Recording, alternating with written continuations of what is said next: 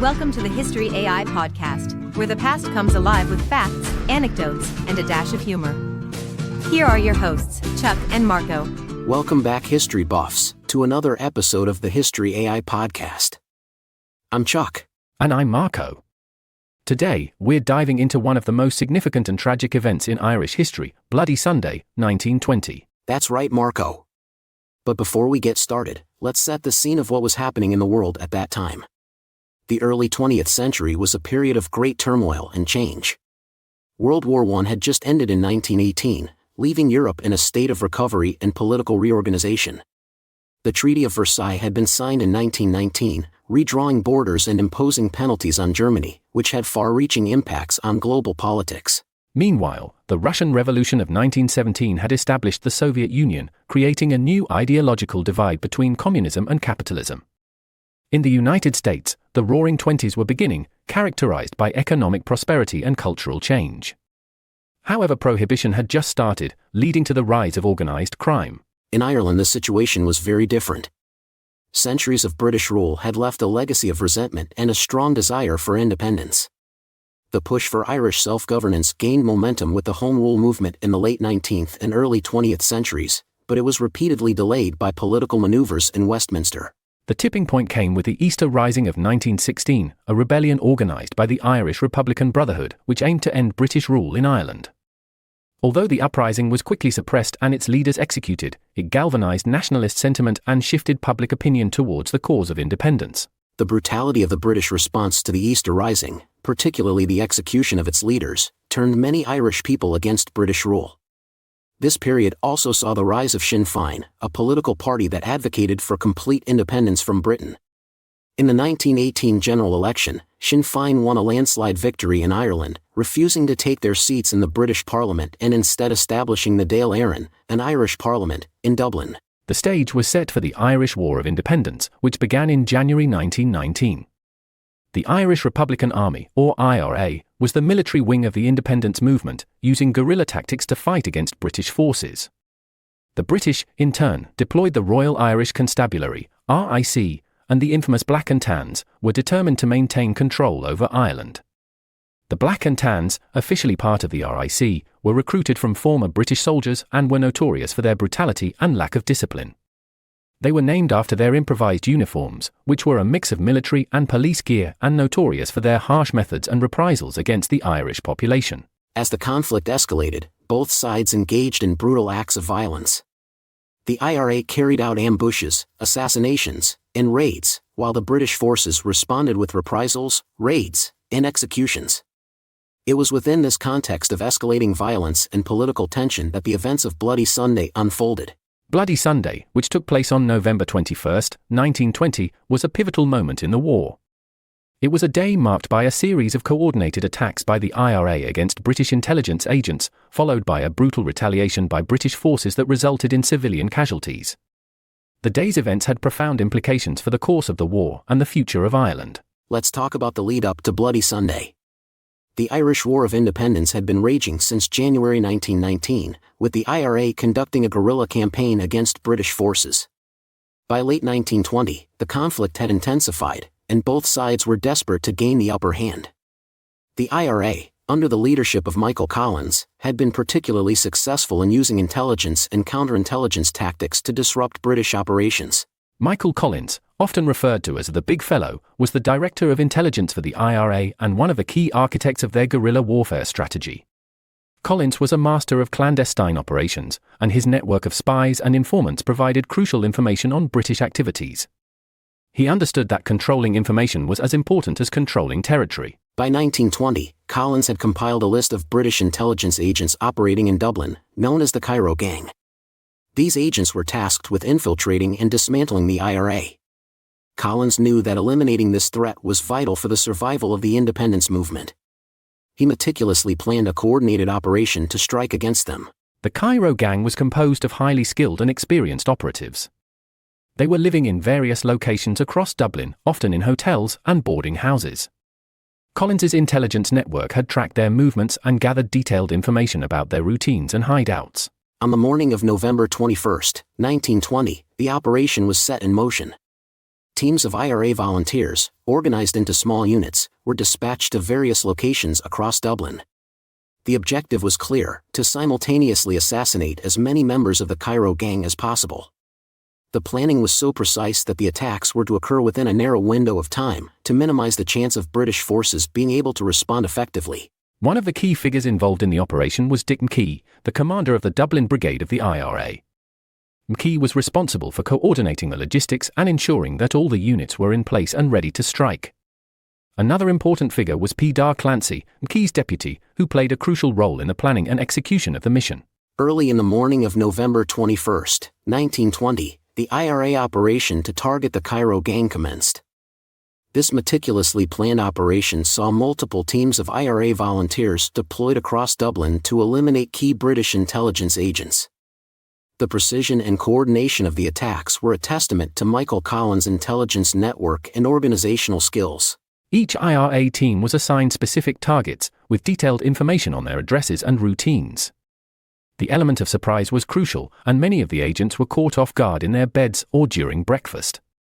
The teams moved swiftly, entering homes and boarding houses armed with revolvers and a determination to strike a blow against the British intelligence apparatus. Let's dive into some specific encounters. At 28 Upper Pembroke Street, the IRA targeted Lieutenant Henry Anglis and Captain Charles Peel. As the team stormed their residence, a struggle ensued, and both men were shot. Anglis was killed instantly, while Peel managed to flee but was later found and shot again, succumbing to his wounds. Another team targeted 22 Lower Mount Street, where Captain Geoffrey Bagalay was residing. The IRA operatives entered the building and confronted Bagalay, who attempted to resist. In the ensuing confrontation, Bagalay was shot multiple times and killed. The same team also targeted Captain Leonard Wilde at the same address, shooting and wounding him severely. At 38 Upper Mount Street, Captain Patrick McCormick and Lieutenant Donald Lewis were the targets. The IRA operatives burst into their rooms and opened fire. McCormick was killed instantly, while Lewis was critically injured but managed to survive, albeit with severe injuries. Meanwhile, at 92 Lower Baggot Street, the IRA targeted Captain William Newberry. The team forced their way into Newberry's room and shot him dead, completing their mission swiftly and efficiently. These attacks were characterized by their brutality and the swiftness with which they were carried out. The morning's events didn't just involve assassinations, they were also marked by moments of intense confrontation and chaos. At the Gresham Hotel, Captain George Price and Lieutenant Frank Murray were targeted. As the IRA team entered the hotel, a gunfight erupted in the corridors. Both Price and Murray were killed in the exchange of fire. The operation also involved a significant amount of risk for the IRA volunteers. In some cases, the teams encountered resistance from the British agents or their bodyguards. The team targeting Captain James Keenleside at 38 Mount Street Crescent faced such resistance. Keenleside attempted to defend himself, but the IRA operatives overpowered him and completed their mission. By the end of the morning, 14 British intelligence agents had been killed, dealing a significant blow to the British intelligence network in Dublin. The success of the operation showcased the effectiveness of Collins' intelligence strategy and the IRA's ability to execute complex missions with precision. However, the success came with a cost. The British forces were now on high alert, and their response was swift and brutal. The assassinations had sent shockwaves through the British establishment, leading to a desperate and violent retaliation later that day.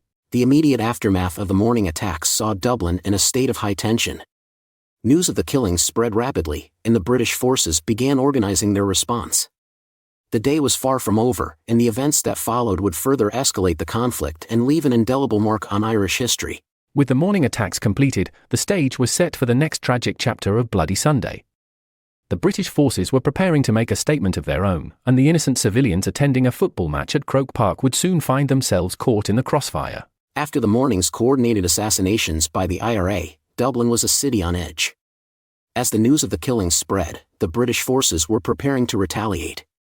That afternoon, the tension reached a tragic climax at Croke Park, where a football match was taking place between Dublin and Tipperary.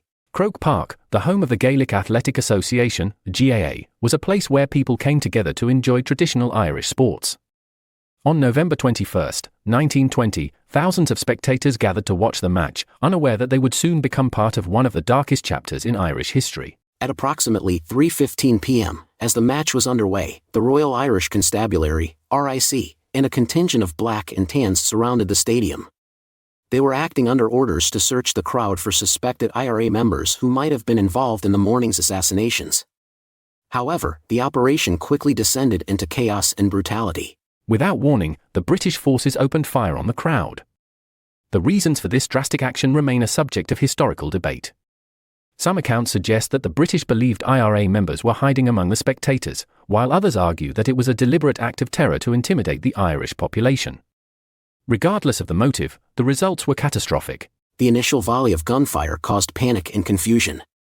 Spectators, players, and officials scrambled for cover, trying to escape the deadly onslaught.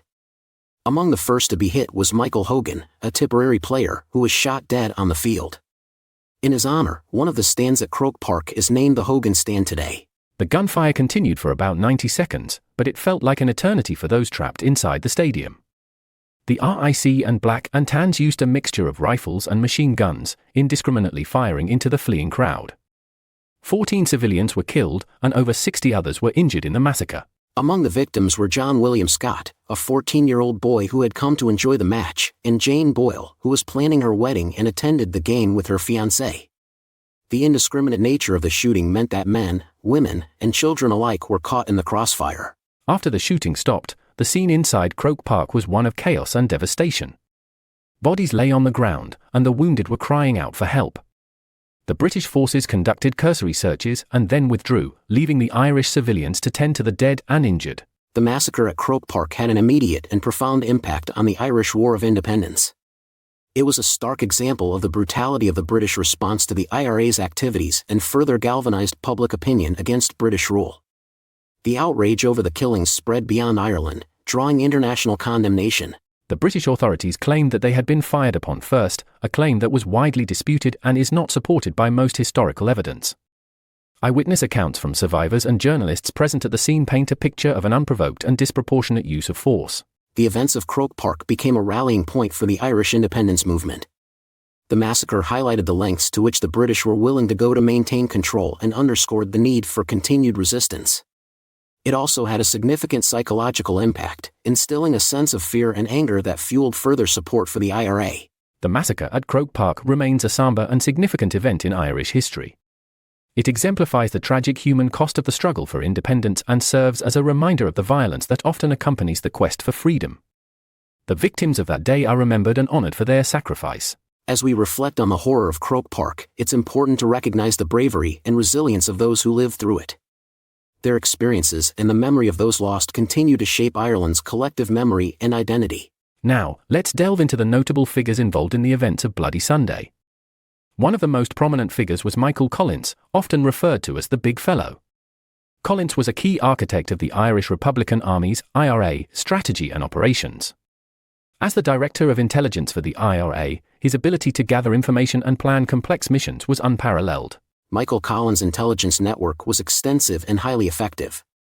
He employed a range of tactics, from espionage to guerrilla warfare, which were crucial in the fight against British forces. His network included spies within the British administration, informants on the streets, and sympathizers who provided safe houses and support. One of the key figures of Bloody Sunday was Dick McKee, the commander of the Dublin Brigade of the IRA. McKee was instrumental in planning the assassination operation against the Cairo gang. His leadership and organizational skills ensured that the multiple IRA teams were coordinated and prepared for their simultaneous strikes. Dick McKee's deputy, Peadar Clancy, also played a crucial role in the planning and execution of the mission. Clancy was known for his dedication and bravery, and he worked closely with McKee to ensure the success of the operation.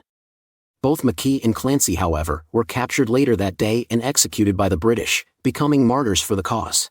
Another notable figure was Conor Clune, a young volunteer who was involved in the intelligence aspect of the operation.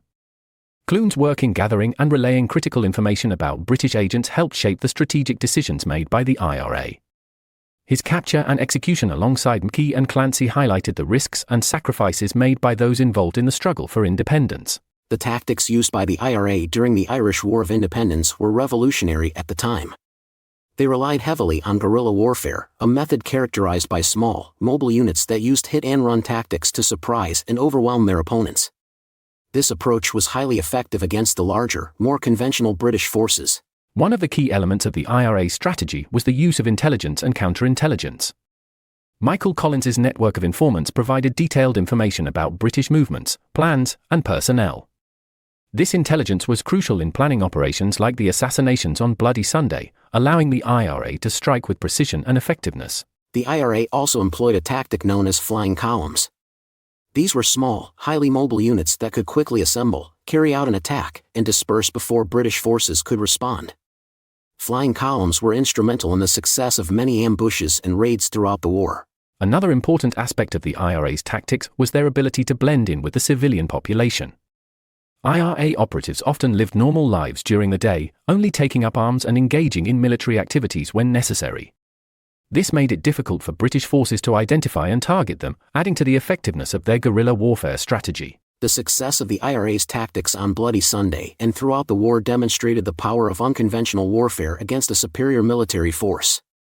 Their ability to gather intelligence, plan detailed operations, and execute them with precision was a testament to their commitment and ingenuity. Bloody Sunday was a turning point in the Irish War of Independence. The successful assassination of key British intelligence agents dealt a significant blow to British operations in Ireland and showcased the IRA's capabilities. The brutal retaliation by British forces further galvanized public support for the independence movement. The figures of Bloody Sunday, from Michael Collins to the volunteers like Dick McKee, Peter Clancy, and Conor Clune, played a crucial role in shaping the course of the war. Their sacrifices and achievements are remembered as pivotal moments in the fight for Irish independence. As we reflect on the tactics and actions of those involved, it's clear that Bloody Sunday was not just a tragic day but a significant milestone in the struggle for freedom. The determination of the IRA volunteers continued to inspire generations in the ongoing quest for justice and independence.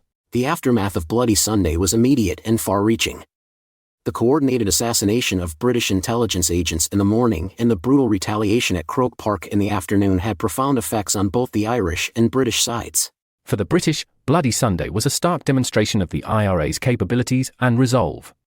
The loss of key intelligence operatives severely crippled British efforts to infiltrate and dismantle the IRA.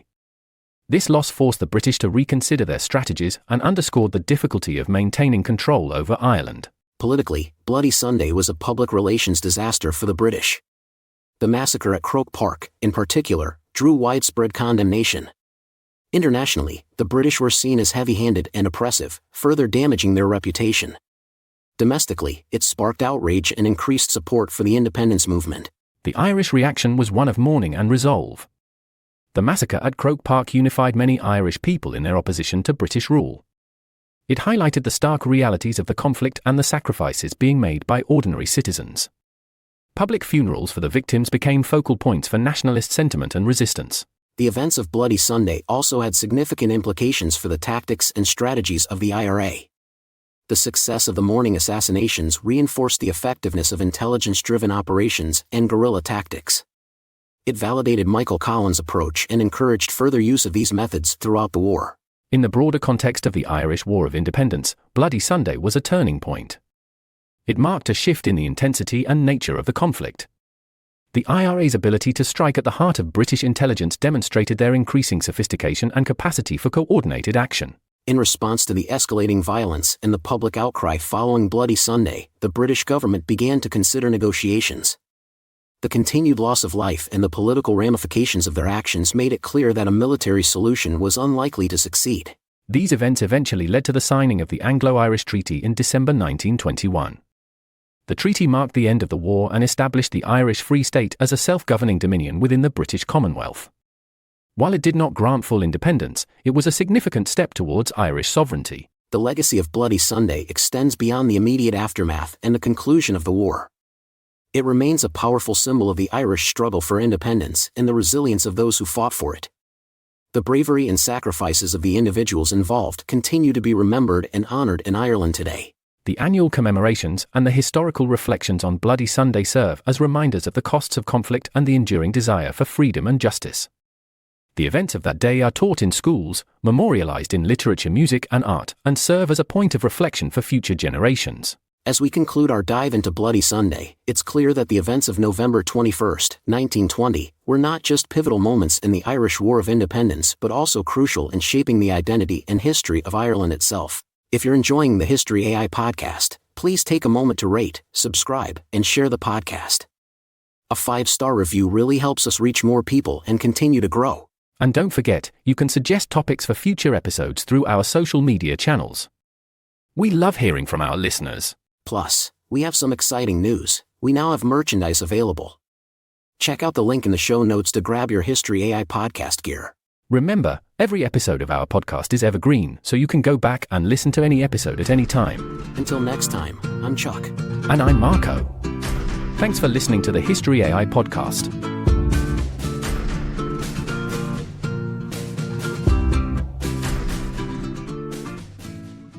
Looking for the perfect way to show appreciation for the incredible mom in your life?